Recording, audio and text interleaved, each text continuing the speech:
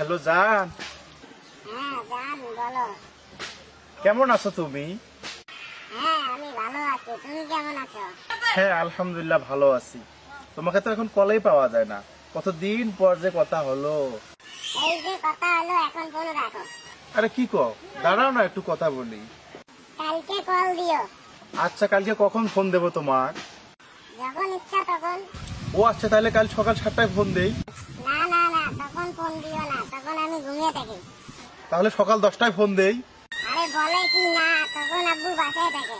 ও তাহলে দুপুর 2টায়। এই বোকা, তখন তো আমি লাঞ্চ করি। ও আচ্ছা তাহলে বিকেলে দেই। বিকেলে তো আমি আমার ফেভারিট সিরিয়াল দেখি। ও সিরিয়াল দেখো, তাহলে সন্ধ্যায় ফোন দেই, কথা হবে। সামনে আমার পরীক্ষা, তখন আমি পড়তে বসি। ও তোমার পরীক্ষা, তাহলে রাতে ফোন দেই, মজা করে অনেকক্ষণ কথা বলবো। আরে না, বলে কি, তখন আমার আম্মুর সাথে থাকে, রাতে কল দেওয়া যাবে না। তাহলে কখন ফোন দেবো? আরে যখন ইচ্ছা তখন দিও। এই শালির বেড়ি শালি, ফোন রাখ, যখন ইচ্ছে তখন ফোন দিবে, তোর আবার সময় হয় না। এ বেড়ে কাপ, যদি আরেকবার ফোন দেয় মুই তো বাপ হম। শালির বেড়ি শালি, ফোন রাখ। হেস, এই জন্য শালি ছোট ছেলের সাথে প্রেম করা যায় না। হেস, আজকে মেজাজটাই আমার খারাপ হয়ে আছে। তোর ফির কি হয়েছে? উল্টে পল্টি নেস, মেজাজ তো আমার খারাপ থাকার কথা। হেস, রংপুর গেছিলাম কালকে রে, খালা অসুস্থ, খালাক দেখতে। তোর খালার আবার কি হয়েছে? খালা অসুস্থ না, স্ট্রোক করছে। এখন খালাক দেখি মনটা সেই খারাপ হয়ে গেছে।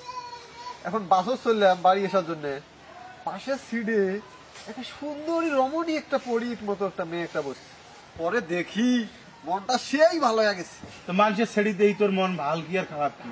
তারপর কবু মেয়েটাকে আমি দেখতেছি আর ভাবতেছি যে এই আমার পাশের সিটে বসে যখন ঘুমাবে, আমার বুকের উপর মাথা রেখে একটা ঘুম দিবে। আমি শুধু ভাবতেছি তার সাথে আমার প্রেম হবে, ভালোবাসা হবে, বিয়ে হবে, বাচ্চা কাচ্চা হবে।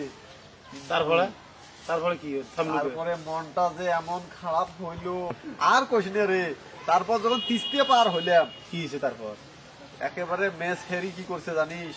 বমি করি আমার গাও ভাসে ফেলাইছে। খালারে ঠিক করছে, উচিত করছে।